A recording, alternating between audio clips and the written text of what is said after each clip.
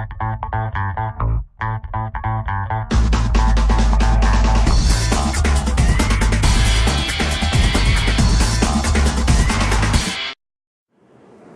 is the Regal Imports News for June 2013. This month, a couple of American jewelry publications will dedicate some space to certificates, a topic that warrants much attention. JCK had one diamond sent to 4 different certificate companies and found very little variation. They admit that a one-stone comparison cannot yield an accurate or comprehensive finding. The certificate business is an area where most industry pundits are too far removed to understand the gravity and serious consequences of the problem. A few years ago, IDEX did a more comprehensive comparison and found that certificate grading varied widely from one laboratory to another, a finding that any knowledgeable jeweler already knew. Last month, Eden Golan of IDEX confirmed this finding in an article called "Labs Grade Differently and Consumers Get Conned," and that about sums it up. Now, this is my opinion. Over the last 10 years, GIA has been lowering their clarity grading standard. Some say a little, others say a lot. I say a lot. Clarity variations were first observed several years ago at the time of the GIA bribery scandal, and they are worsening today. One reason for this variation might be that GIA was losing profit share to other laboratories that graded more easily. I believe this to be the case. They just caved into pressure from cutters, wholesalers, and retailers who wanted that extra grade. The result is that today GIA has expanded from the original 2 American labs to many labs all over the world and has greatly increased their business and profitability. A personal example of how this change in clarity grading affected me is that one of my main suppliers used to sell me diamonds from his production without certification. We had a mutual understanding of GIA grading practices. About 10 years ago, he stopped selling in this manner and sold all his production with GIA certificates. He said the only way he could make a profit was by pushing the upgrades he got from the new standard of GIA grading. This was when we stopped doing business on individual diamonds. It was at this time that the whole industry started to move from buying and selling diamonds to buying and selling certificates. When Martin Rappaport started promoting diamonds with certificates as a commodity, and when retailers began to lose their credibility as diamond professionals. Retailers, wholesalers, and cutters represented the certificates as an accurate and consistent selling tool. Because industry embraced certificates in this manner, they lost credibility and facilitated a certificate fallacy. The obvious consequence of giving up personal responsibility to a certificate is that trust is transferred from the seller to the paper. The end user's reasonable reaction was to ask, why do I need a retailer to sell me a diamond if certificates are so dependable? I can buy a diamond from anywhere as long as it has a certificate. The GIA is probably the most reputable of the larger certificate houses. Personally, I like GIA cut grading. It is objective. I also find their color grading remarkably consistent. The problem with the GIA is that the lowering of the clarity standards has been compounded by a wide variation in clarity grading. This general inconsistency of clarity grading accounts for the large variance in price and desirability between a tight and a loose GIA certificate.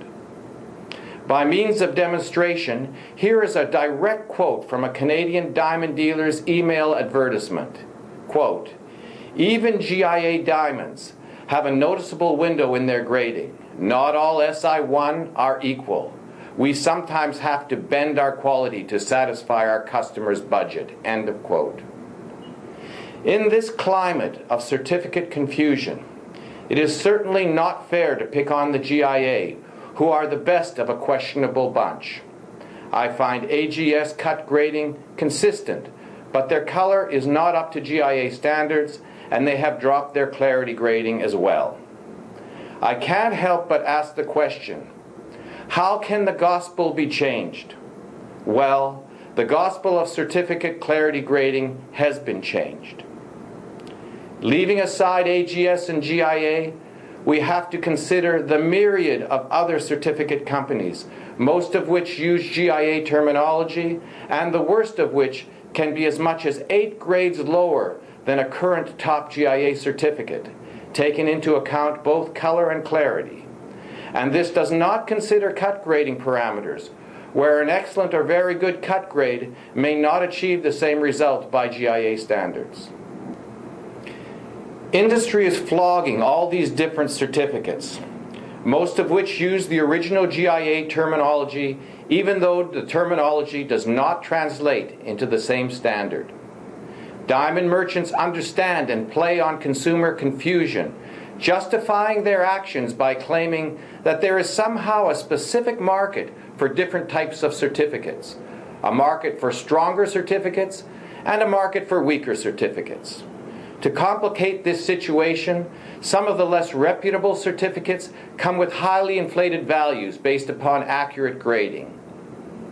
During the Rappaport Certificate Conference, Rappaport called on the diamond trade to take legal action against laboratories that systematically overgrade diamonds and retailers that misrepresent the quality of the diamonds they sell to consumers. All this has been going on for years, and our consumer protection organizations have turned a blind eye to it. I find it very hard to understand why consumer protection groups are not exposing this lack of standardization. An effective consumer education program concerning the lack of standardization and consistency found in certificates is definitely in order. It seems to me that Jewelers Vigilance is well suited to undertake the major job of organizing a comprehensive campaign. Jewelers Vigilance would be doing a service to their membership as well as consumers by pointing out in clear terms that in order to understand value in a diamond, you need to physically compare individual diamonds with a trusted professional. Jewelry organizations will say that they have already sent out notifications, but let me make this perfectly clear. What has been done has not been effective. This project needs to be tackled on a large scale with retail industry involvement and funding. It is time for retailers and trade organizations to organize and get involved and take back the diamond industry. Take it back from labs, cutters, and mass marketers, and put the trust back where it belongs, with the seller, not the certificate. It is important to note that the certificate companies do not take responsibility for the accuracy of their reports. Their certificates are full of disclaimers. When a diamond is sold with a certificate, the responsibility for accurate grading lies with the seller, not the certificate. The seller is legally responsible. Eden Golan is right. Labs grade differently, and I will take it further. They change standards, grade inconsistently, are influenced by pressure, and use a common terminology that is both misleading and deceptive. The consumer is confused and being conned. At present, industry hasn't got the tools to combat the immense influence and pressure behind the promotion of certificates. It is time to convey the facts to the consumers. Okay. Now the news. I have just returned from the Las Vegas Jewelry Show. It was a busy show with few complaints from exhibitors. Branded jewelry lines were the hot item.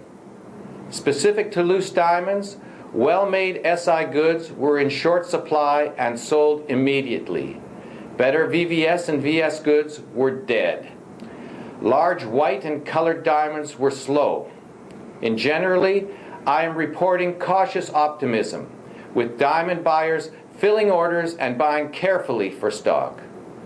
The price of SI goods is on the rise, and Canadian retailers will feel the rise as it is magnified by the weak Canadian dollar. There was a noticeable absence of buyers from India and China, and yet the show still had a degree of excitement. Attitudes were markedly better than last year, and I believe that we will see continued increases in SI prices in both round and fancies in the second half of the year. The May site from De Beers saw an increase in rough prices of approximately 4%, with site holders complaining that rough prices are too high and rising faster than polished. Rough has risen by approximately 10% since the beginning of the year. The polish market has not kept pace with rough, and overall polish sales are flat. The next site takes place in early June, and site holders are hoping that De Beers will decrease rough prices. De Beers has sold approximately 5% less rough this year, and because this is their first year under the new majority owners Anglo-American, they may be under pressure to maintain or increase rough price levels. Rio Tinto has not been able to find a buyer for its World Diamond assets. Bloomberg has reported that Rio is looking to spin off its diamond business into a separately traded company to be listed on the London Stock Exchange. The company is looking to raise $400 million by selling shares in the new company. These plans could be shelved if Rio gets a better offer, but for the time being, it looks like the new Canadian mining company Dominion is not willing to come up with the funds needed to purchase Diavik. Finally, it is important that what happens in Vegas doesn't stay in Vegas. The Rappaport Certification Conference ended in Vegas with the conclusion that industry should, quote, sell diamonds, not paper, end of quote. I find this noteworthy as Martin Rappaport himself is a major proponent of selling certificates, both with his auction platform and with his schemes to promote diamonds as a commodity. If sell diamonds, not paper, is the right thing to do, then Martin, you will have to turn your business model around 180 degrees. And that's it for this month. I thank you very much for watching.